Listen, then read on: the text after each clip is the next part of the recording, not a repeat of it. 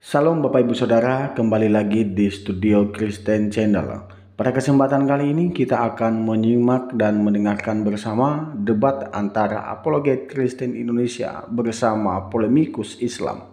Dan mari kita terus mendukung mereka di dalam doa supaya mereka terus diberikan hikmat oleh Tuhan.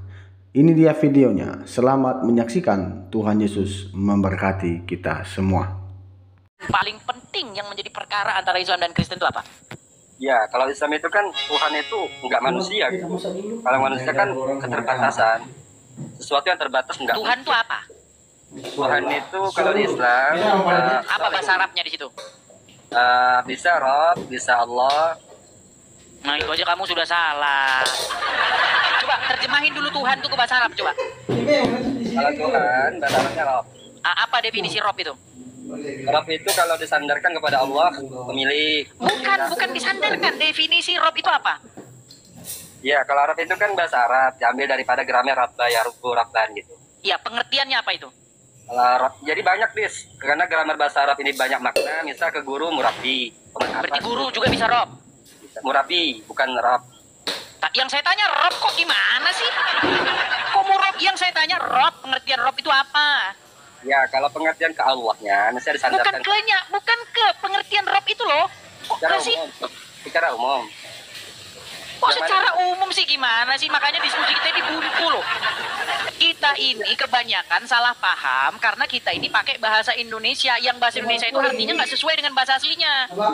Ya, kalau pemahaman saya ya yang belajar Nggak bahasa boleh pemahaman kamu. Pemahaman Al-Quran. Kok pemahaman kamu nanti pemahaman saya juga nanti. Kalau Rob itu di Quran banyak. Ada Robbin Nas, Tuhan manusia. Ada Robbil Falak. Iya, definisi Rob sendiri apa? Tuhan. Apa itu pengertiannya? Tuhan itu pemilik, pemelihara, dan bla bla bla bla. Pemilik. Berarti kalau saya punya ayam, berarti saya Rob dari ayam itu. Itu Sohib Malik. Kalau bahasa Arabnya Malik. Yang ditanya Rob, lari kemana kamu itu? Kan pusing ngomong sama kalian ini, pusing sendiri. Yang ditanya Rob, lari ke Malik. Rob loh, arti Rob itu apa? Kamu bilang pemilik. Berarti Ya. kalau saya nih misalnya, saya punya, taruhlah misalnya kambing. Berarti saya Rob dari kambing itu, betul nggak? Bisa jadi. Nah, kayak gitu kan enak ngomongnya. Gimana kamu tuh?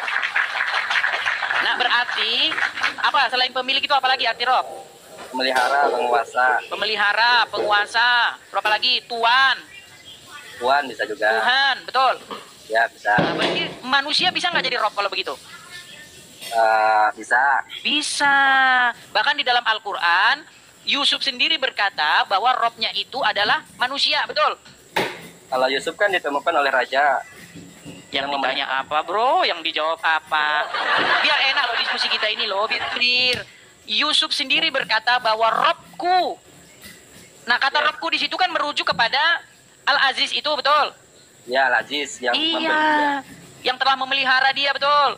Ya, betul ya, pemelihara. Kalau Al-Aziz itu Al-Aziz itu nama orang, gimana sih? ya, Aziz itu kan raja yang memelihara. Iya, makanya Yusuf sendiri berkata bahwa Robnya itu sudah memelihara dia. Bagaimana mungkin dia akan mengkhianati Robnya itu dengan cara menuruti istrinya yang bernafsu kepada dia, betul? Betul. Nah, sekarang menurut kaidah bahasa itu berarti Muhammad Robnya umat Islam nggak? Muhammad, definisi gini, Riz. Kalau Anda mengatakan Muhammad Arabnya umat Islam itu pengertiannya seperti apa dulu? Apakah sederhana Pengertiannya bahwa dia itu di tengah-tengah umat muslim itu Muhammad itu sebagai pengatur, sebagai pemimpin, sebagai guru, sebagai yang yang ditaati dan dipatuhi. Posisi dia begitu nggak dalam agama Islam? Ya. Iya, makanya Muhammad tuh Rob kalian. Ini Rab itu sini tidak sederajat Muhammad, betul Rab, tapi tidak sederajat dengan Rabnya yang Tuhan itu. Tidak sederajat, apanya yang tidak sederajat? Karena Muhammad tidak bisa menciptakan satu. Muhammad cuma melaksanakan tugas dari Tuhan, yaitu menyampaikan risalah. Nah, kalau itu saya setuju, tidak sederajat karena Muhammad tidak bisa menciptakan, betul? Ya. Nah, Jadi, sekarang saya tanya, nabi apa yang bisa menciptakan di dalam Al-Qur'an? tidak ada. Kok tidak ada? Kamu nggak pernah baca Quran? Ingatlah ketika Isa membuat tanah liat, burung-burung dari tanah liat lalu menghidupkannya. Tahu nggak kamu itu? Salah. Jadi menciptakan itu Dah, diambil. mana dibilang menciptakan? Gimana sih kamu bilang? Isa bisa menciptakan nggak di situ? Ya, saya menjelaskan dulu ya. Kalimat menciptakan itu diambil daripada kalimat khalaqa. Apa itu pengertian khalaqa? Khalaqa itu menciptakan sesuatu yang tidak ada bahannya. Kalau Isa, itu sudah ada bahannya di dunia. Tanahnya ada di dunia. Oke, Allah menciptakan manusia dari tanah juga, betul nggak? Allah menciptakan sesuatu itu tanpa ada bahan dulu. Contoh, Oke, waktu menciptakan manusia langsung push begitu atau pakai tanah? langsung Di dalam bisa. Quran. Bisa langsung. Kok langsung bisa? Di Quran kok langsung bisa? Yang di Quran bro, yang di Quran Allah itu menciptakan manusia itu berfirman jadilah atau pakai tanah. Oke, saya bacakan ayatnya ya. Silakan. Inna masalah Isa indallah kama masalah Adam khalaqahu min turab. Sesungguhnya perumpamaan Isa dalam penciptaan itu seperti Adam, dia ciptakan dari tanah. Jadi kalau mengambil dari pemahaman ayat, Isa di sini diciptakan, bukan mencipta itu. Lalu bagaimana? Oke, di situ dikatakan diciptakan dari apa? Tanah. Dari tanah. Berarti Isa diciptakan dari tanah. Ya, jadi Isa ini Di mana dalam Quran Isa diciptakan dari tanah? Inna masalah Isa indallah kama masalah Adam. Saya runut ya bentar ya. Isa dari tanah. Kenapa? Daripada saripati tanah. Contoh, ibu Nabi Isa itu Enggak, jangan ke situ dulu gini loh. Menurut Al-Qur'an, penciptaan Isa itu semisal penciptaan Adam diciptakan dari tanah, betul? Apakah Isa diciptakan dari tanah? Oke, saya jelaskan kenapa. Enggak, saya tanya dulu, apakah Isa diciptakan dari tanah? Daripada saripati tanah. Berarti Isa diciptakan dari tanah? Dari saripati tanah? Ya. Isa diciptakan dari saripati tanah. Kenapa saya berani mengatakan seperti itu dengan penjelasan? Ibunya Nabi Isa makan misalnya tumbuh-tumbuhan itu diambil dari mana? Tercipta dari tanah. Artinya Itu namanya kamu udah cocok logi bro. Di dalam Al-Quran itu nggak ada Isa itu diciptakan dari tanah. bukan, maksudnya seperti ini. Sekarang bebas lagi. Udah kembali ke inti aja. Nanti kita muter-muter gini loh bro. Intinya begini, bahwa Muhammad tidak sederajat dengan Allah. Kau bilang Allah bisa menciptakan sesuatu, Muhammad tidak bisa menciptakan apa-apa, betul? Betul. Apakah kamu meyakini Muhammad itu adalah nur sebelum dia datang ke dunia? Ya, Muhammad Nur. Berarti dia menciptakan nggak? Enggak. Nurnya Muhammad menciptakan? Tidak. Terus gimana itu? Bahwa pertama itu ada Nur Muhammad, lalu Nur Muhammad itu menjadikan segala sesuatu dijadikan oleh sang Nur Muhammad itu, betul? Oke, bunyinya seperti ini ya. Gimana? Laulaka lama khalaqtu. Seandainya bukan karena engkau Muhammad, aku tidak akan menciptakan. Maksud daripada pertanyaan Anda tadi, Nabi Muhammad inilah Allah menciptakan dunia ini. Sebabnya Dengan melalui perantaraan Muhammad. maksudnya dengan Nabi Muhammad ini Allah menciptakan makhluk ini. Artinya Nabi Muhammad ini perantara. Berperantara menciptakannya itu. Contohnya kayak gini. Berarti dia pencipta. Contoh seperti ini, saya analogikan, biar Anda paham. Anda punya kekasih. Lalu Anda berucap, seandainya bukan karena kamu, aku tidak akan membangun rumah ini. Nah, seperti itu.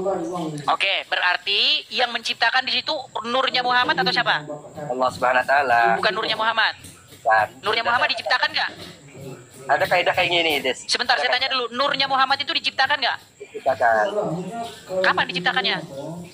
Di dalam ilmu tauhid Allah berkata masih wallah makhlukun. Selain Allah itu disebut makhluk, baik itu Nur Muhammad, baik itu Muhammadnya sendiri. Pokoknya selain Allah itu disebut makhluk. Itu pelajaran di dalam tauhid. Oke, baik. Nah, sekarang kita kembali kepada Kak Anu. Nah, berarti tidak sejajarnya itu sebenarnya bukan tidak sejajar, ya, berbeda begitu. Allah menciptakan, Muhammad tidak bisa menciptakan, betul?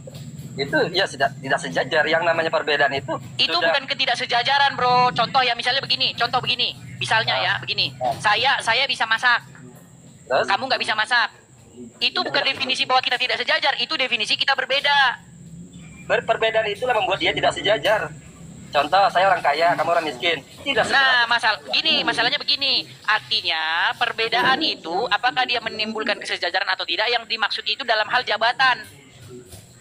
Contohnya begini. Allah sama Muhammad, yang mana yang harus ditaati? Dua-duanya atau salah satu? Oke, Allah Subhanahu wa taala menjadikan Nabi Muhammad penyampai risalah. Jadi apapun yang disampaikan Muhammad itu sudah dijamin Allah SWT benar. Maka mentaati Muhammad sama mentaati Allah SWT. Oke, mentaati Muhammad sama saja dengan mentaati Allah. Karena seperti ini, saya punya orang tua saya punya kakak, lalu orang tua tadi menyuruh kakak saya untuk membimbing saya. Nah, saya mentaati kakak saya sama dengan mentaati orang tua saya. Oke, berarti mentaati Muhammad sama saja dengan mentaati Allah. Ya, karena dia penyampai lisan. Oke, berarti kedudukan Muhammad di situ sama nggak udah dengan Allah? Tidak sama. Muhammad itu Yang ditaati siapa? oleh karena itu Nabi Muhammad itu disebut Nabi. Duh, gimana sih? Enggak, yang ditaati lebih dulu siapa? Siapa yang harus ditaati duluan? Oke, Allah SWT menyuruh Nabi apa? Bang, yang ditanya bukan itu, Bang. Yang harus ditaati lebih dahulu sama orang Islam itu siapa? Allah Subhanahu wa taala. Gimana caranya mentaati Allah? Ya, Kalau itu nggak lewat- mentaati Muhammad? Ya, itu lewat tabriknya, lewat yang Iya, mubalik. makanya itu nanti jadi muter-muter di situ, Bang. Makanya Ya. saya bilang, Muhammad itu sesungguhnya dalam agama kalian itu adalah pengejawantahan dari Allah itu. Antara, oke, boleh. Iya, makanya saya bilang kalian ini sebenarnya mentuhankan Muhammad. Di mana Anda memponis umat Islam menuhankan Muhammad di mana? Karena kalian membuat Muhammad itu seperti Allah. Contohnya? Contohnya kalian nggak bisa mentaati Allah tanpa taat sama Muhammad dulu. Oke, kalau saya mentaati perintah orang tua, apakah orang tua saya Tuhan?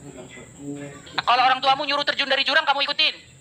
Oh, itu ada disclaimernya. Di dalam hadis mengatakan la ta'ata li makhluqin fi ma'siyatil khaliq. Tidak ada ketaatan selama perintahnya itu melanggar hukum-hukum Allah. Mana hadisnya? Itu nanti ada di saya buka. Ya, kau ngarang-ngarang bebas aja. Nanti kalau saya sudah ini, saya typing. Di dalam Al-Quran itu barang siapa yang taat sama Rasul, maka dia taat sama Allah. Ya, ada juga pemerintah.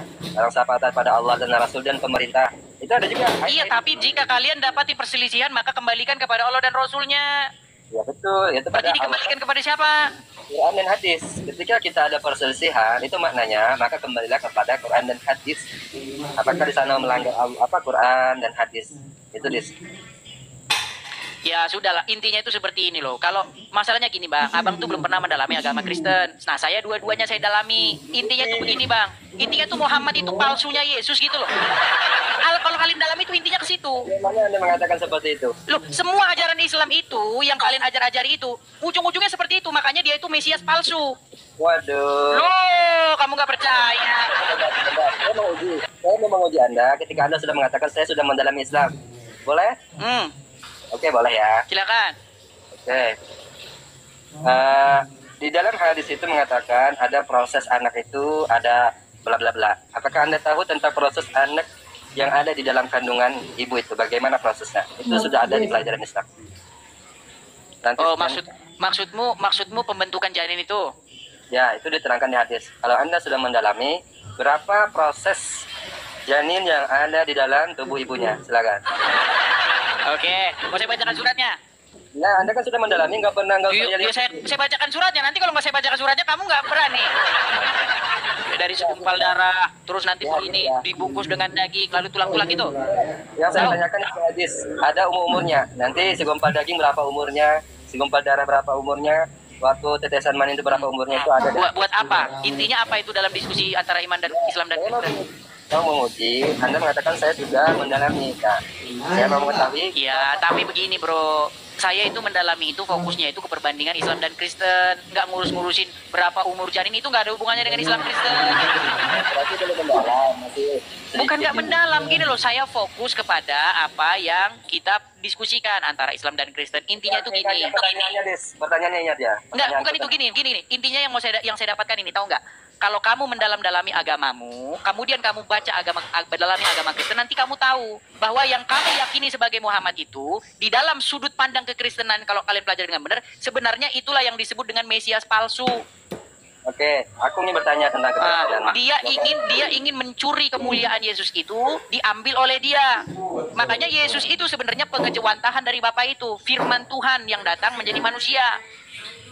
Gitu loh. Nah, di dalam agama kalian, Muhammad itu pengejawantahan Allah itu. Tapi kalau ditulis selusur demi selusur beda, Tuhannya beda, ininya beda, gitu loh.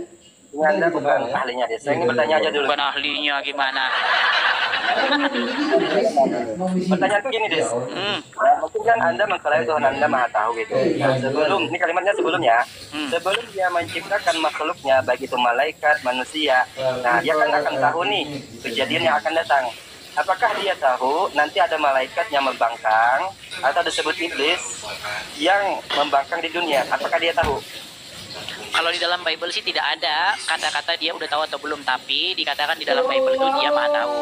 Dia tahu nggak yang akan datang gitu? Berarti kalau dari situ kita berpatokan berarti pasti tahu. Oke, kenapa kalau dia tahu, kenapa dia nggak mengcancel terhadap ciptaannya malaikat yang membangkang itu? Sehingga Kenapa dia? bangkangan. Kenapa dia tidak mengcancel? Ya, tidak ada gitu. Maksudnya mengcancel gimana? Mengcancel tidak menciptakan malaikat yang membangkang itu, sehingga tidak ada terjadi pembangkangan di dunia atau disebut iblis gitu. Iya, karena di dalam Bible itu Tuhan itu tidak membuat robot. Oh, berarti dia menciptakan kejahatannya. Dia memberikan pilihan apakah dia itu mau mengikuti atau tidak.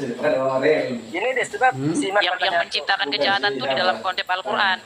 Simak pertanyaanku. Sebelum dia menciptakan, apakah tahu dia nanti ada makhluk yang membangkang? Kenapa kamu ulang-ulang lagi? Kok balik-balik lagi ke situ? Karena jawabanmu itu nggak masuk. Enggak, begini. Sebenarnya begini, apa yang kita obrolin ini nggak ada kaitannya antara Islam dan Kristen. Maksud saya gimana kalau kamu fokus gini kan? Intinya itu gini loh bro, Haji Odon gini. Orang Islam tuh bilang, jangan kamu menuhankan Yesus kan gitu. Bukan, Anku. Gimana sih? Intinya itu kok lari-lari ke masalah yang lain, janin-janin itu hubungannya.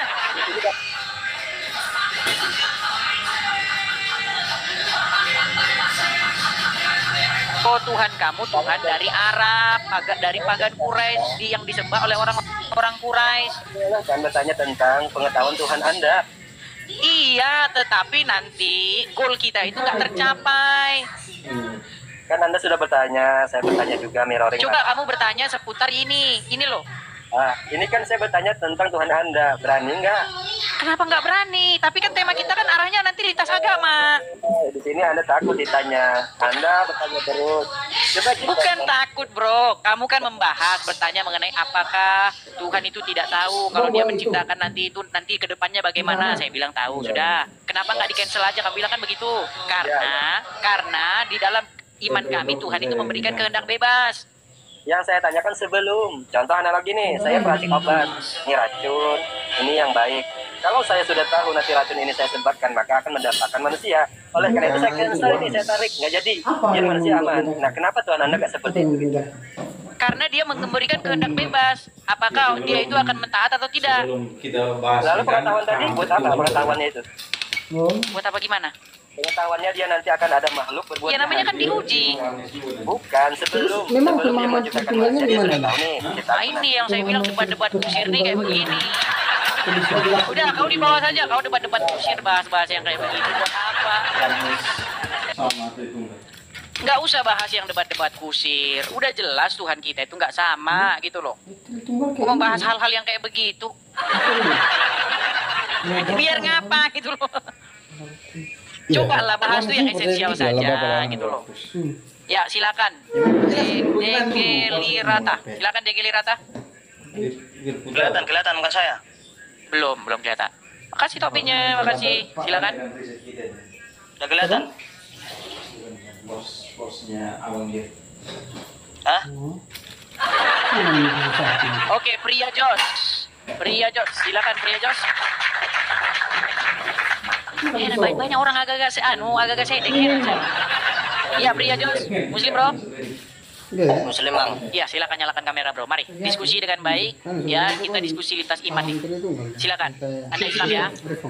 Ya, Islam, Bang. Oke, baik. Kira-kira hal esensial apa kira-kira yang mau Anda bahas? Silakan. Antara Islam dan Kristen, silakan. Nggak, tadi kan dari tadi kan saya masuk ke sini, Bang ya. Udah tonton. Jadi kata Abang kan bilang ini langsung to the point aja, Bang ya. Tuhan kita kan berbeda. Betul. Nah, tapi kenapa Abang kok bikin diskusi agama stop menuhankan Muhammad gitu? Karena udah tahu Tuhan kita berbeda, kalian bilang-bilang bahwasanya kalian Tuhan kami dan Tuhan kami satu. Itu siapa yang mengucapkan seperti itu? Al-Quran. Di ayat Al-Quranmu apa? mengatakan surat Al-Ankabut ayat 46. Ditugas. Masih bacakan? Boleh? Ya, di situ dikatakan janganlah kamu berdebat dengan ahli kitab kecuali dengan cara yang paling baik. Katakanlah kami beriman kepada apa yang diturunkan kepada kami dan kepada kamu. Tuhan kami dan Tuhan kamu adalah satu dan kepadanya kami berserah diri. Nah udah tahu Tuhannya beda kok kau bilang Tuhannya sama. Makanya saya bilang kamu stop kalau gitu nuhankan Muhammad.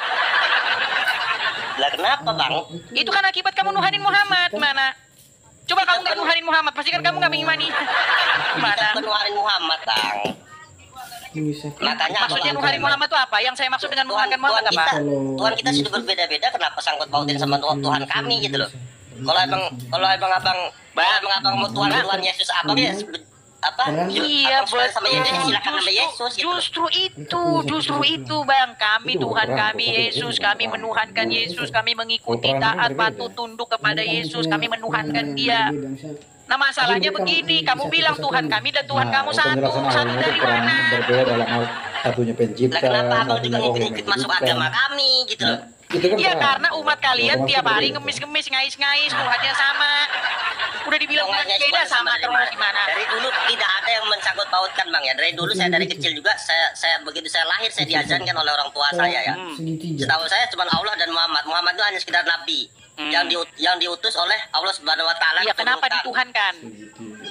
Siapa yang menuhankan di sini tuh di agama Islam tuh tidak ada yang Kenapa kau menuhankan berseru-seru? Muhammad. Kenapa berseru-seru kepada dia? Berarti mereka berbeda. Muhammadku, dengarlah seruanku. Kenapa? Maksudnya mereka berbeda. Oh, berseru-seru nggak ada di situ, doanya pun nggak ada tentang menyeru-nyerukan Muhammad. Jadi itu yang gelap tikar di jalan yang nyanyi Muhammadku, Muhammadku, dengarlah seruanku. Itu muslim bukan?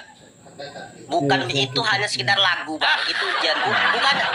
Dengarkan Kau ini dulu. gimana standar ganda terus lo? Janganlah kau potong dulu. Doa saya ini nggak ada. Tetap dia terus menyebut ya Allah. Sudah. Bang, pernah lewat gereja? Gereja Pernah lewat depan gereja gitu, pernah lewat? pernah. Nah, kalau ada orang Tapi Kristen itu belum nyanyi-nyanyi bilang Yesus, Yesus, Yesus gitu. Sebetulnya itu belum. Menurut kamu atau kalian bilang ngapain itu? Orang Kristen lagi ngapain itu? Ya nggak tahu lah, saya nggak tahu agama itu jalurnya gimana. Langsung pura-pura kan? Betul nggak? Jangan. Saya tidak mendalami. Dengar dulu. Bentar bro, orang Kristen lagi ibadah, itu lagi nyembah Yesus, bener nggak? Yang ini paling paham tentang oneness itu Saya bagaimana? nggak pernah ngedalami. Saya ngedalami. Jangan itu bukan agama. Aduh, udahlah. Agama saya. Kalian ini munafik loh, munafik. Itu ajaran Giliran Ya, kami di sama-sama gereja mengaku memanggil-manggil bahwa nama Allah itu Yesus, Allah berseru-seru Bapa, Yesus, Yesus. Kau bilang, orang Kristen lagi nyembah Yesus kan? satu tunggal. Orang Kristen lagi ibadah, lagi anu katanya. Sebentar. Jadi, Giliran ada kalian itu, Muhammadku, kayak ikan itu kan dia percaya. dengarlah seruanku, ya Rasulullah. Plung pukul rebana, plung. Musik padang pasir kan? Plung deng. Oh ya Rasul. Terus kalian nggak ngaku gitu? Lagi nyembah Muhammad, lagi mengucapkan Muhammad, lagi beribadah kepada Muhammad. Itu pujian kita. Itu pujian kita, bukan menuhankan. Paham nggak Bang? Ya udah, kalau gitu apa menuhankan? Oke, gini aja. Apa kriterianya sehingga kita sama-sama sepakat itu namanya menuhankan? Itu aja, ayo. Karena dia itu Menuhankan gimana? Saya ada di situ ada. Gini, waktu kami bernyanyi-nyanyi kepada Yesus, berarti itu namanya bukan lagi nyembah Yesus, bukan lagi beribadah, bukan lagi Kalau menuhankan itu Yesus. terserah abang sendiri. Terserah. Ya, iya terserah. Berarti kami nggak menuhankan Yesus dong? Ya, itu terserah abang orang dari agama Islam. Gimana? Satu tunggal. Udahlah, kita cari ustaz dulu lah. Aduh, heran saya ngomong mereka ini. Kontol. Nggak mau. Kesetanan. Kalau emang Kesetanan dia sudah berbeda itu, ya Kenapa nggak kesetanan? Nggak sudah dibahas-bahas kalau Tuhan kita berbeda. Diam-diamlah kau. Bentar lagi kau jangan anu loh. Jangan jadi teroris loh. Nanti jadi teroris lagi. Mau teroris. Ya. Ngamuk dia sudah. Kenapa kau ngamuk bro? Kalau ini diskusi, kau diskusi yang sudah agamamu, ya sudah agamamu. Jangan Betul, makanya saya bilang, makanya kalian berhenti ngais-ngais dari kitab orang. Kenapa nggak sih di situ Al-Quran sebelumnya Al-Quran dulu kok yang turun? Aneh kamu nih. Oke. Makanya yang sudah Sekarang saya tanya, Injil itu kitabnya siapa? Saya Islam. Jadi Ya, jangan Injil itu kitabnya siapa? di sini. Injil itu Jangan kitabnya siapa? Masalah di depan dunia kayak gini lah. Yang sudah di sini kampung saya tidak ada. Ngamuk dia tadi sudah. Kristen ya. Injil Iya, itu kitabnya siapa? Mereka bilang Apa? Injil itu kitabnya siapa? Emang bang, kasih dulu bang. Kita juga sudah apa? Injil. Cuma dibagikan. Kita Muhammad. Udah, kau ke laut dulu ya. Ke laut. Kau ke laut. Makanya saya bilang teman-teman, memang Jadi karena kalau kadang begini, kita ini memang harus menemukan dulu lawan kita ini Islam yang odol-odol, Islam yang ngerti agama Islam gitu. Karena memang sepanjang saya buka ruang untuk diskusi begini, saya hampir tidak pernah menemukan satu kali pun ada orang Islam yang ngerti agama Islam. Ya kan? Mereka bilang jangan menuhankan Yesus. Tapi yang membedakan itu, Saya tanya, maksud kamu menuhankan itu apa? Itu kamu di gereja nyanyi-nyanyi, katanya. Oh, itu namanya menuhankan dia menyatakan diri sebagai apa? Itu orang Islam gelar tikar di jalan nyanyi-nyanyi. Tuhanku, dengarlah seruanku. Ya Rasul. Setelah itu di zaman itu berarti ini menuhankan juga. Oh, itu enggak. perjanjian baru dia menyatakan diri sebagai Yang kau maksud menuhankan apa kalau di zaman gereja. jadi kalau ngomong sama orang dia pintar, menyatakan memang diri sebagai Roh Kudus. kita harus definisikan dulu yang dimaksud menuhankan. Satu sebetulnya, tapi yang makanya itu Apa maksudnya dia punya analogi menuhankan? itu, kayak Artinya kita papa harus nih. bikin dulu nih kriteria-kriteria Dia di rumah itu sehingga statusnya apa? kita sama-sama Kalau sepakat. itu Itu menuhankan gitu. statusnya suami. Kalau kita nggak setuju itu repot kita. Statusmu pergi ke Ya kan? sekolah jadi guru. Saya tanya statusnya guru. menuhankan nggak tahu. Satu. Tapi ngomong-ngomong tiap hari. Tunggu, Jangan kau berdiri sendiri. menuhankan Tapi manusia. Dia menyatakan dirinya dalam Kan repot kan? apa yang berbeda? Mereka Kayak pada bilang, status yang berbeda. gimana mau masuk surga? Orang ibadahnya seminggu sekali itu pun jingkrak-jingkrak nyanyi-nyanyi. Dia harus tunggal. Berarti nyanyi-nyanyi di gereja berarti ibadah. Nah, orang Islam nyanyi-nyanyi memuji Muhammad berarti ibadah kepada Muhammad. Oh, bukan. Kita ini ngomong apa sih sebenarnya? Kita ini ngomong apa? Kenapa kita itu nggak kita bikin dulu satu kriteria yang sama gitu loh? Kan heran saya kayak begini caranya, saudara-saudara. Heran. Aduh. Oke, kita masih naik lagi musiknya. Saya pengen dulu lah, coba lah Muslim yang cerdas dulu lah yang naik lah ya. Coba. Kita serius dulu nih ngomong nih, ya. Ya, Rohit. Al-Adin. Ya, silakan nyalakan kamera, Bro. Oke. Iya yang dulu mau daun ini apa? Nah, Serah. Bro, coba biar kita nggak debat kusir. Apa Itu ada satu apa paham lah. apakah perbuatan sehingga kita bisa sama-sama setuju itulah yang dimaksud menuhankan. Coba. Ini Bang, saya mau nyambung yang Abang tadi ya. Apa namanya? Oneness. Kami itu Bang nggak ada yang menuhankan. Makanya saya bilang menuhankan tuh apa dulu? Apa menuhankan tuh? Menuhankan itu menyembah. Gimana? Menyembah mengikuti semua aturannya. Mengikuti semua aturannya, perintahnya. Catat ya. Sebentar. Mengikuti semua aturannya, perintahnya, betul. Maka itu disebut sebagai menuhankan, betul. Beriman kepadanya. Coba saya mau nanya dulu. Kalau Sebentar, saya catat satu-satu dulu. Kita harus sepakat dulu. Masalahnya udah saya pakai pun kriteriamu, kau nanti nggak mau. Udah trauma saya. Kau yang bikin kriteria dikenain ke mukamu, kau nggak mau. Apa tadi? Coba. Mengikuti semua perintahnya. Bentar. ya, Bentar. Mengikuti perintahnya, taat ya.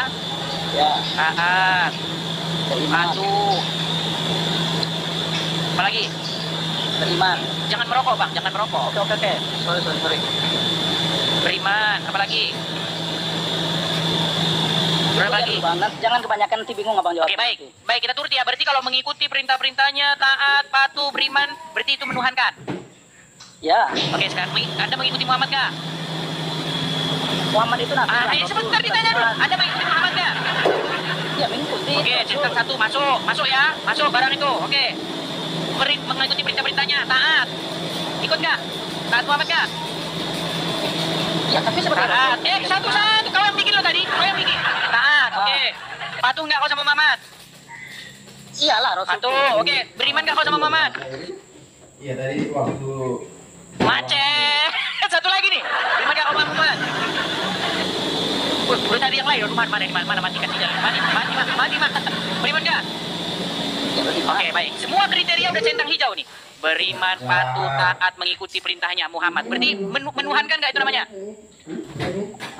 Enggak, kami enggak. Bukan. Udah Bang, udah ke laut lah kau ke laut. Udah kau ke laut, nanti kau di laut aja tempatmu di laut. Saya heran loh. Saya udah ikuti kemauan kalian. Udah saya bilang, apa yang kau lakukan sama Allah itu tuh kau lakukan sama Muhammad. Aduh, tapi kau nggak sadar-sadar juga. Aduh, Herman saya dengan kamu nih. Berat, saudara. Saya sampai capek loh teman-teman, capek saya itu tiap hari kayak gini, menyadarkan mereka ini setiap hari. Ya teman-teman ya, doakanlah saya supaya saya sabar ya, supaya saya tetap kuat menghadapi orang-orang seperti mereka ini. Memang berat, tapi memang kayak begitu. Oke ya, kita kasih naik Rofilah. Rofilah. Halo Rofilah.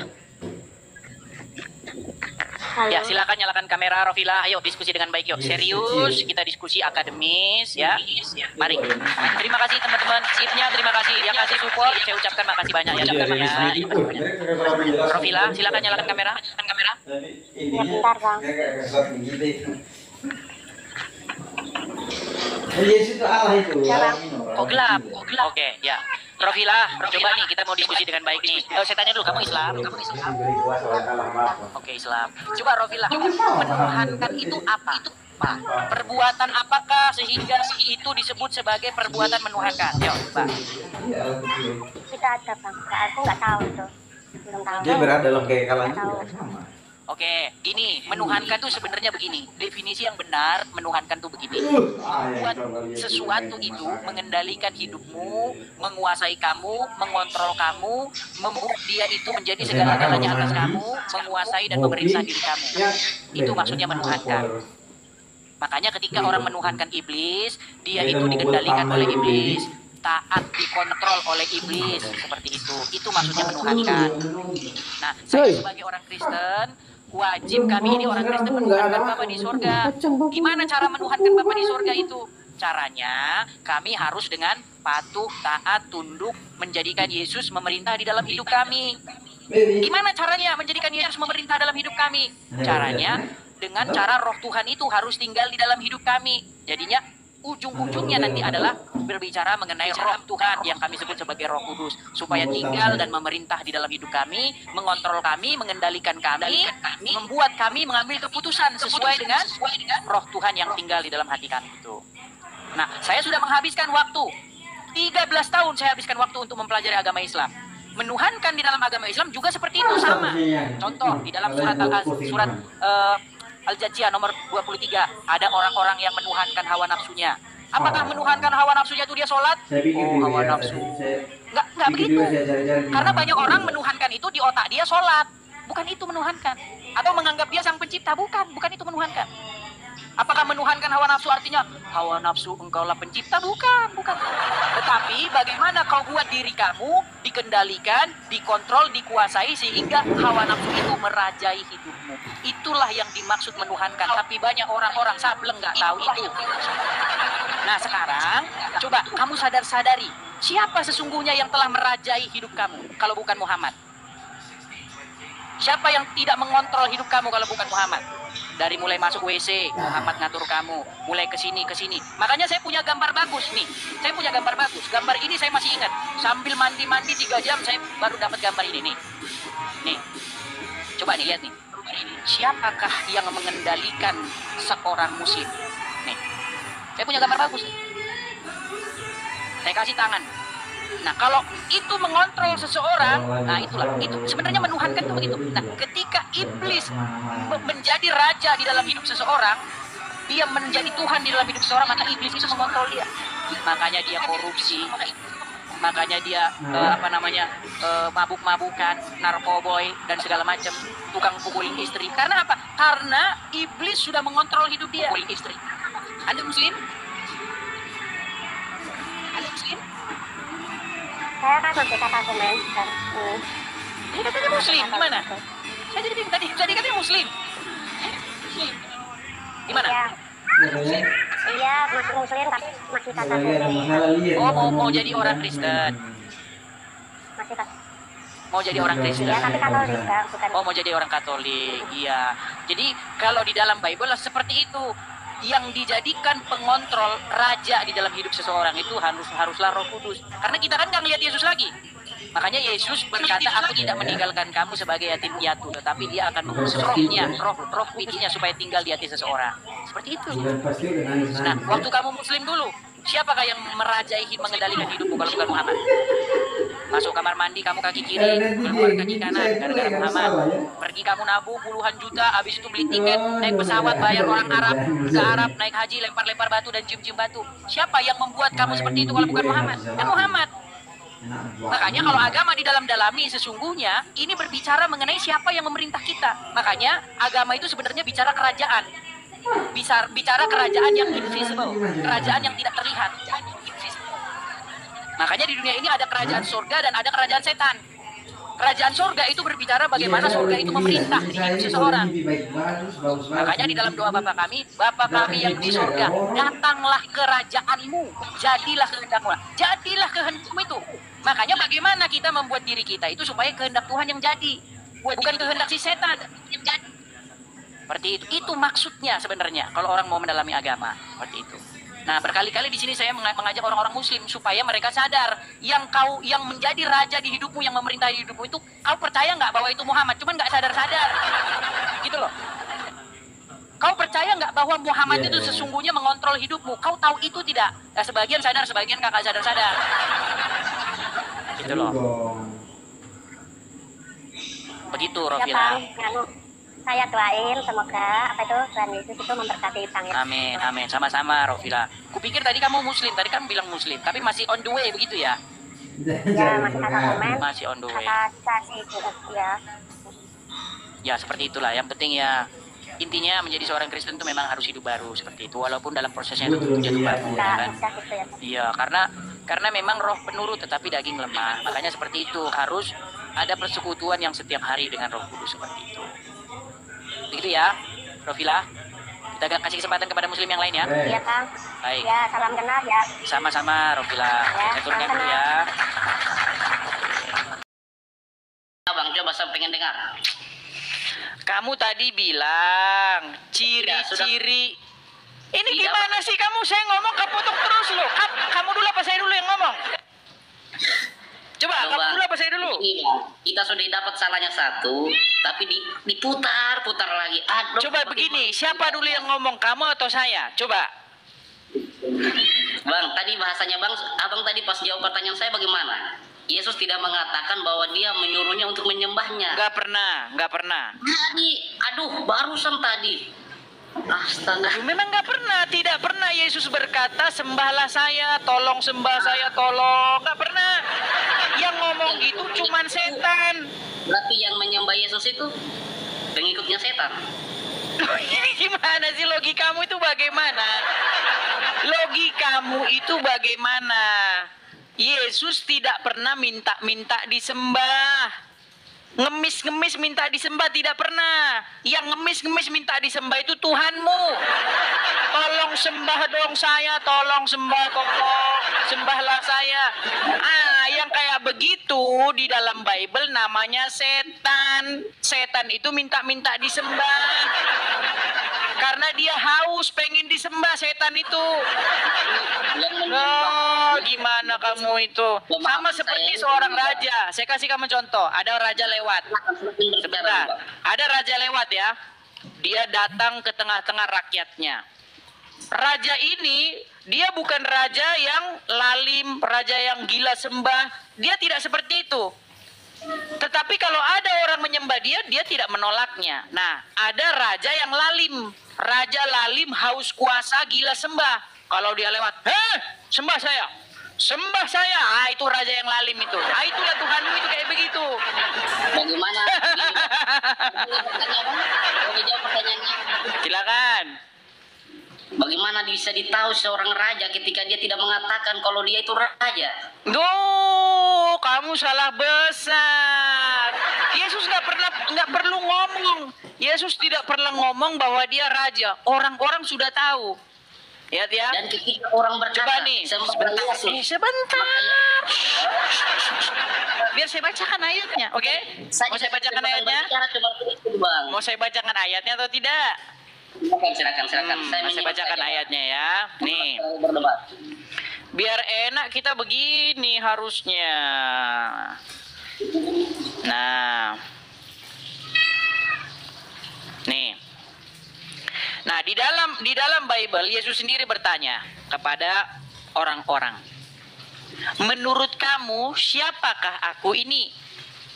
Oke? Ada yang mengatakan bahwa dia adalah Elia, ada yang mengatakan bahwa dia adalah begini. Lalu Yesus sendiri bertanya kepada muridnya, yaitu Petrus, menurut kamu sendiri, siapakah aku ini? Lalu Petrus menjawab, engkau adalah Mesias.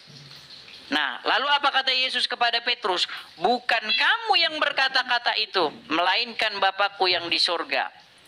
Nah, siapa Mesias itu? Mesias itu adalah raja yang akan memerintah di muka bumi untuk selama-lamanya.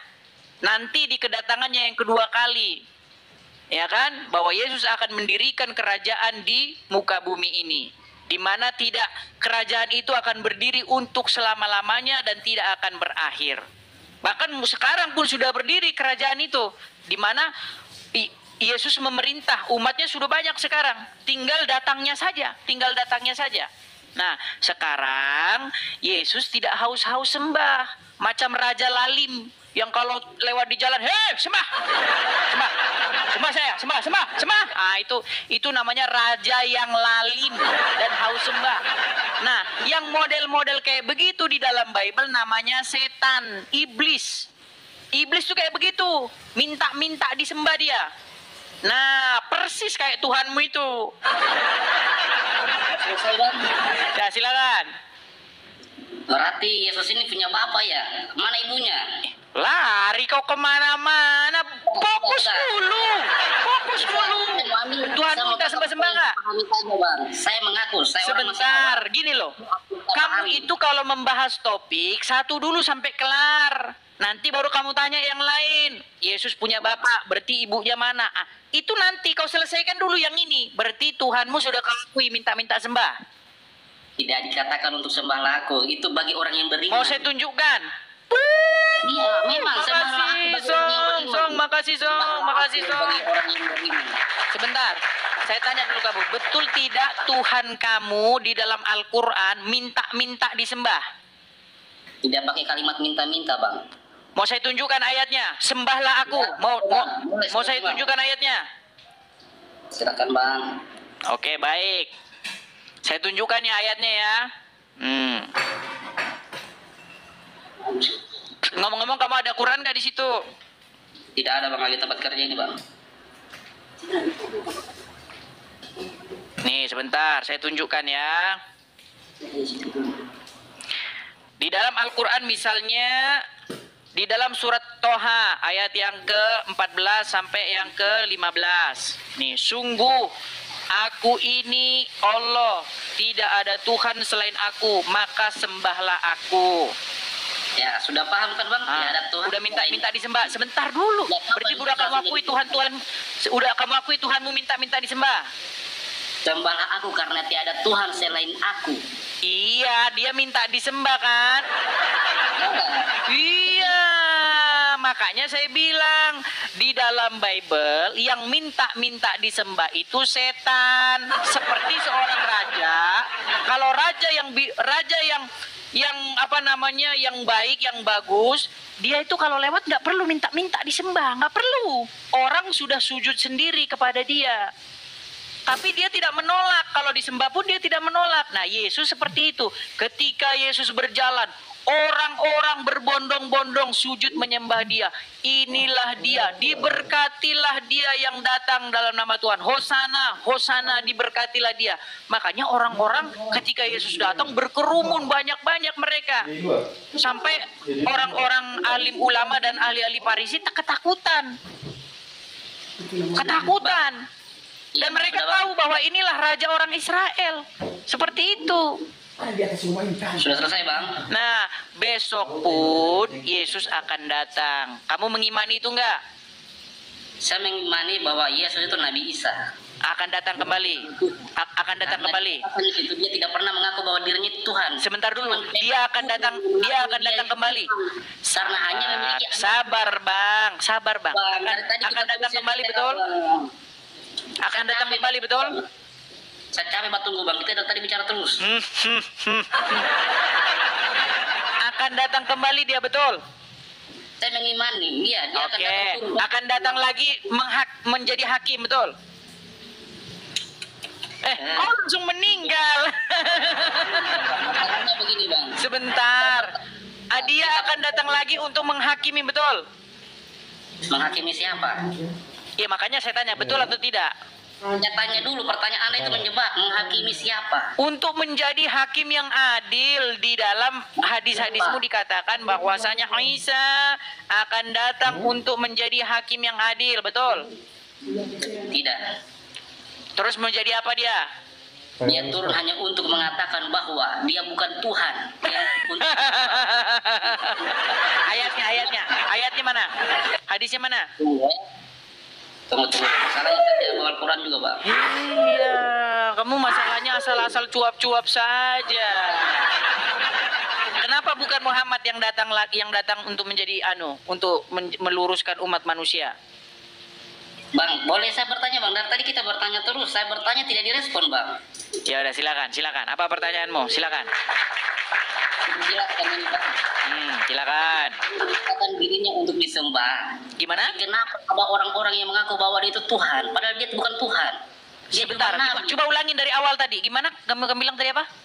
Kan abang sendiri habis bilang tadi bahwa Yesus itu tidak pernah meminta dirinya untuk disembah, cuma pengikut-pengikutnya yang tidak jelas dari mana mengakui dia itu Tuhan.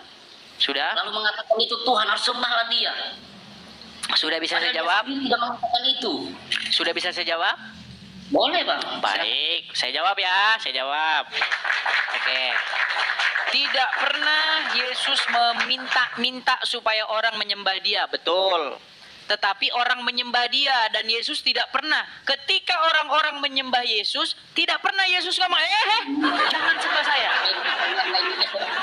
Kan saya lagi jawab nih.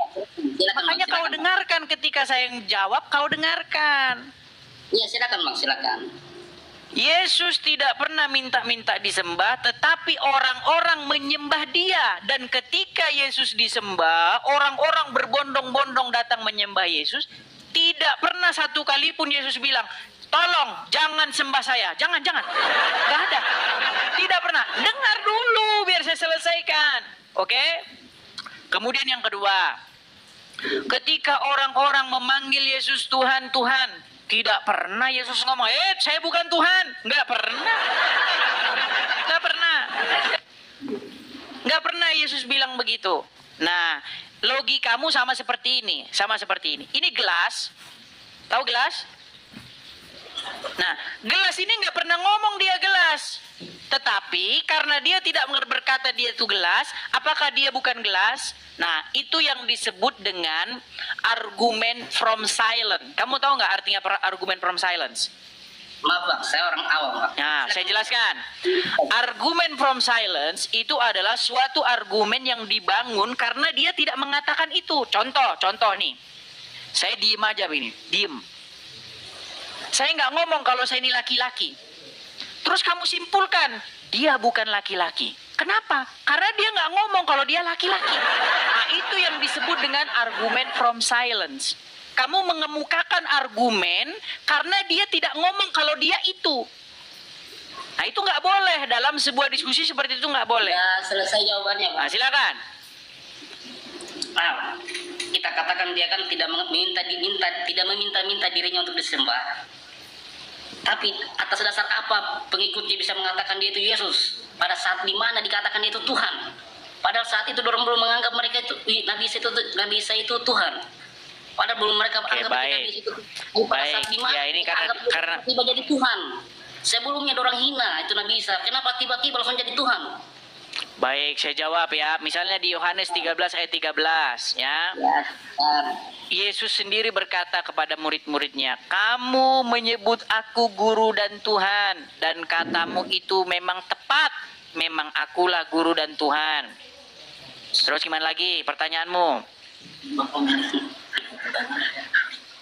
Loh, gimana sih? Yang jadi masalah itu kalian orang Islam ini udah tahu Muhammad manusia biasa, udah tahu Muhammad kena sihir, udah tahu Muhammad mengharamkan yang halal, Muhammad ngomongnya salah, ya kan?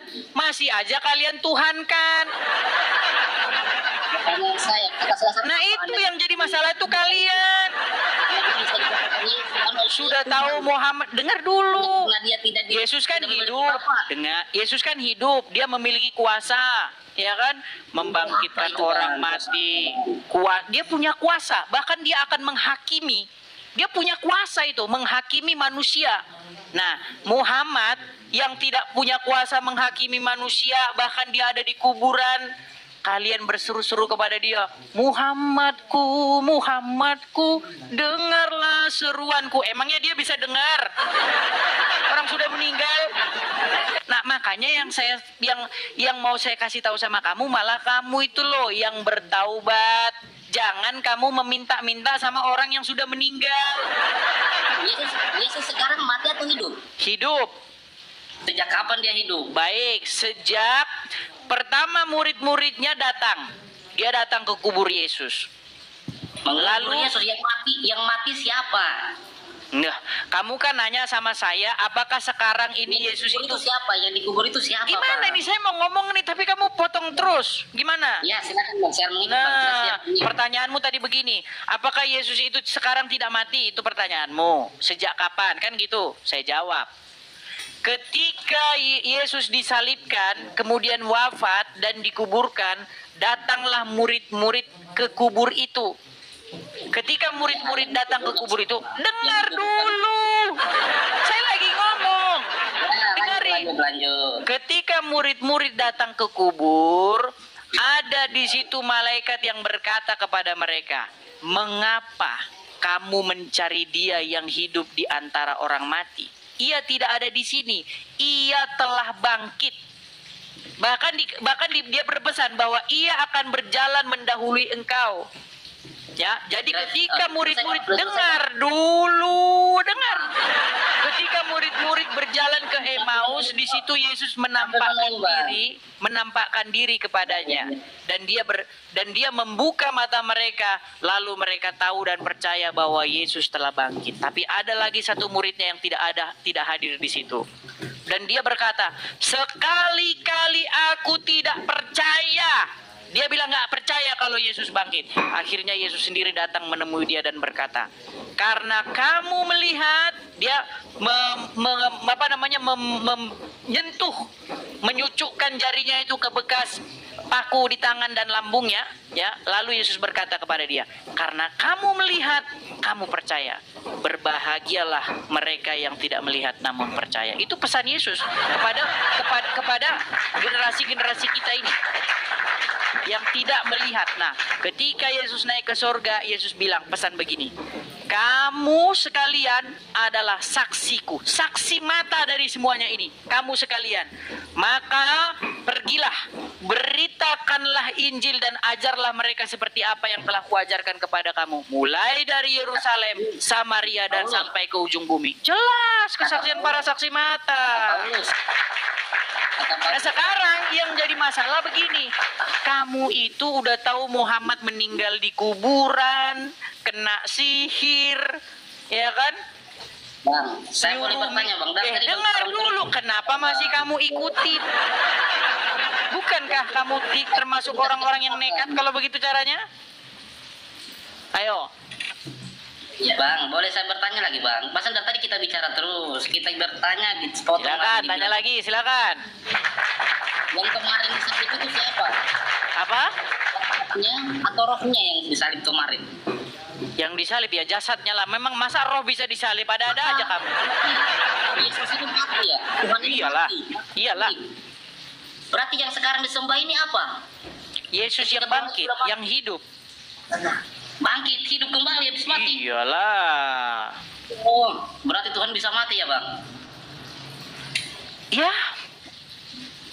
Tuhan bisa mati. Iblis bisa mati nggak? Manusia. Iblis bisa mati. Ya kan Tuhan bisa mati ya, apalagi Yesus. Iblis bisa mati? Tidak Bang. Berarti iblis lah Tuhanmu kalau gitu. Iblis tidak bisa mati kan?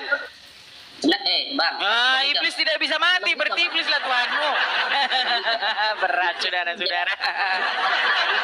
Tidak bisa mati, apalagi Tuhannya Bang. Kenapa bisa mati Tuhannya? Ya karena manusia lah. Katakan iblis. Kan karena manusia, karena Yesus menjadi manusia, karena firman itu menjadi manusia. Terus apa lagi pertanyaanmu? Ada Pertanyaanmu juga nih apa bang. lagi? Iya ada juga nih bang. Bisanya Tuhan mati, baru iblisnya hidup. Terus? Dok, Karena baru itu bang. Karena iblis tidak Definisi bisa baru mati, itu karena sama, iblis Bang. tidak bisa mati berarti dia Allah.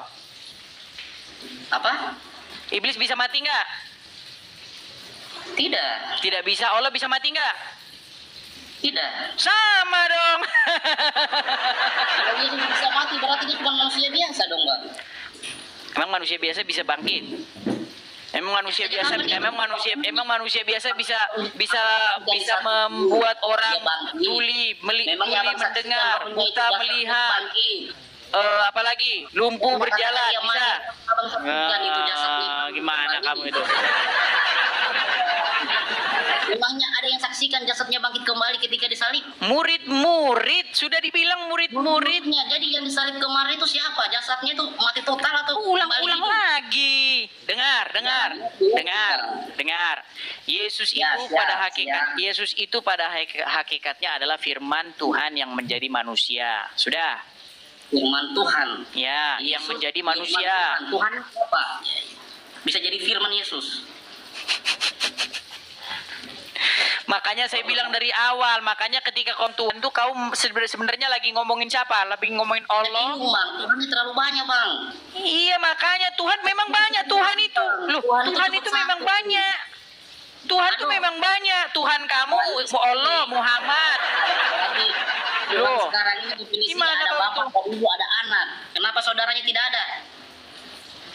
Di mana ada Tuhan, Ibu, anak di mana? Roh Kudus. Firman Allah, roh apa kayak Tuhan Allah dengan Tuhan Yesus. Di mana ada Tuhan, Ibu, di Yang mana mana? mau ditambah tiga itu sama-sama Tuhan, jangan dong bakal lain. Cuma gara-gara aku rebutkan dengan takdir manusia. Berkelahi. Kenapa kok berkelahi? Terlalu banyak bang, ada 3 bang. Nanti kamu aku tunjuk-tunjuk yang mana mau dimatikan manusianya. Yang Karena mana? terlalu tiga Tuhan Kata itu siapa? juga ada pendapat. Kata siapa? Secara logika saja bang, pikir. Enggak. Bagaimana Menurut saya enggak hasilnya, Bang? logika. Menurut saya itu enggak logika. Karena aku bicara cuma asal ngomong doang.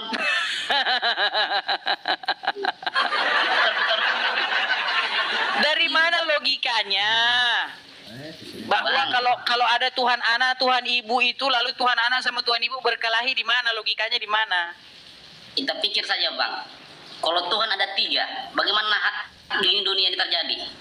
Di dunia ke depannya. Tiga pendapat itu berbeda. Oke, sekarang boleh kamu saya tanya pertanyaan yang sejenis?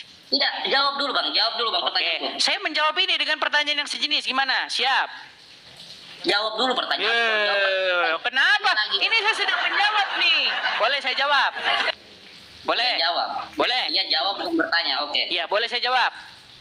Ya boleh. Oke, siapa yang kau taati? Allah apa Muhammad? Allah. Muhammad enggak? Muhammad. Nah. Yang kau taati siapa? Yang kau taati Allah apa Muhammad? Allah. Muhammad enggak? Allah memberikan. Muhammad kau taati enggak? Tetap ditaati juga. Berarti berkelahi mereka bagaimana kalau berkelahi? Muhammad sama Allah. Yang mana yang mau kau taati? Bingung nanti nih yang mana ayo. Mereka berkelahi nanti yang mana yang kau taati? Allah bilang begini, Muhammad bilang begini. Yang mana ini yang kau taati yang mana? Allah memberi perintah kepada Nabi Muhammad. Oke, mau kita tes. Mau kita tes. Allah memberi perintah kepada Nabi Muhammad. Oke. Sudah tahu Mau kita pertanyaannya. tes? Silakan bang. Oke, baik. Kalau Allah bilang di dalam Al-Quran suruh mengatakan perkataan yang benar. Ya lanjut. Muhammad bilang orang Islam boleh bohong. Yang mana yang mau kau ikuti? Sejak kapan Nabi Muhammad bilang manusia itu boleh berbohong? Jadi kau tak tahu Muhammad mengizinkan orang Islam boleh berdusta dalam 3 hal. Iya silakan bang, jelaskan saja bang. Kalau masalahnya abang bicara setengah-setengah bang. Silakan. Sekarang begini, kau kan logikamu, menurutmu sesuatu itu tidak bisa berjalan bersama-sama, itu kan menurutmu kan? Betul? Ya. Logikamu kan seperti itu. Nah sekarang Ya. di antara 2 orang ini, 2 sosok ini, Allah sama Muhammad, dua-duanya kan kau taati. Ya. Nah, bagaimana kalau mereka berkelahi? Bagaimana kalau mereka berselisih pendapat? Yang mana yang kau mau ikuti? Nah, kau pusing. Aduh, sudah kau pusing sudah. Ya siapa yang harus kau taati? Muhammad apa Allah? Kalau Allah Tuhan, kenapa kau nggak taati Allah saja? Kenapa Muhammad harus ikut-ikutan kau taati? Kenapa? Allah memberi perintah kepada nabinya. Jelas nabinya juga harus ditaati karena perintahnya melalui nabi. Paham tidak, Pak? Nah, seperti itu juga konsep di dalam kekristenan. Jadi di dalam kekristenan itu, Ya, lanjut. makanya dengarkan. Ya, lanjut. Makanya begini, firman Tuhan dengan Tuhan itu sebenarnya, menurut kamu bedanya apa? Firman Tuhan itu kan pengejawantahan dari Tuhan itu sendiri. Kalau Tuhan berfirman, firmannya itu yang sampai kepada manusia. Maka firmannya itu adalah pengejawantahan dari dia yang mengatakannya, betul? Iya. Nah, makanya firman itu menjadi manusia. Nah, ketika firman itu menjadi manusia, berarti apa yang dikatakan oleh sang firman itu adalah cerminan dari apa yang dikatakan oleh Bapa juga di sorga, betul? Ya, itu definisi Anda ya. Iya. Jadi ya, begitu juga Roh Kudus, roh yang dari Tuhan itu, roh yang dari Bapa itu juga roh yang dari Bapa, bukan langsung rohnya Bapa berkelahi sama Bapa, nggak begitu. Pola pikirmu bagaimana? Apakah firman Tuhan berkelahi dengan Tuhan? Ya enggak. Gimana? Bapak Ibu Saudara, kita sudah dengar bagaimana debat ini dan mari kita simak bersama dan juga mari kita memberikan komentar yang baik dan yang positif. Bapak Ibu Saudara, pada saat ini juga kita akan merenungkan sebagian dari kebenaran firman Tuhan untuk kita menjalani hari-hari ini dengan penuh sukacita dari Allah Roh Kudus. Mari kita mendengarkan firman Tuhan di dalam Lukas 17 ayat 11 sampai yang ke-19. Begini bunyi firman Tuhan. Dalam perjalanannya ke Yerusalem, Yesus menyusur perbatasan Samaria dan Galilea. Ketika ia memasuki suatu desa, datanglah 10 orang kusta menemui dia. Mereka tinggal berdiri agak jauh dan berteriak, "Yesus, Guru, kasihanilah kami." Lalu ia memandang mereka dan berkata, "Pergilah, perlihatkanlah dirimu kepada imam-imam." Dan sementara mereka di tengah jalan, mereka menjadi tahir. Seorang dari mereka ketika melihat bahwa ia telah sembuh, kembali sambil memuliakan Allah dengan suara nyaring. Lalu tersungkurlah di depan kaki Yesus dan mengucap syukur kepadanya. Orang itu adalah seorang Samaria. Lalu Yesus berkata, "Bukankah ke-10 orang tadi semuanya telah menjadi tahir? Di manakah yang 9 orang itu? Tidakkah di antara mereka yang kembali untuk memuliakan Allah selain daripada orang asing ini?" Lalu ia berkata kepada orang itu, "Berdirilah dan pergilah, imanmu telah menyelamatkan engkau." Dalam kebenaran firman Tuhan ini kita melihat bahwa orang Samaria, orang yang dikucilkan oleh orang-orang Yahudi. Tapi kita melihat bahwa ketika dia mengalami perjumpaan dengan Tuhan, dalam penderitaannya, dalam penyakitnya, ketika Tuhan menyembuhkan dia, dia taat. Tuhan mengatakan kepada dia, pergi kepada imam. Ini menunjukkan suatu perintah bahwa harus pergi.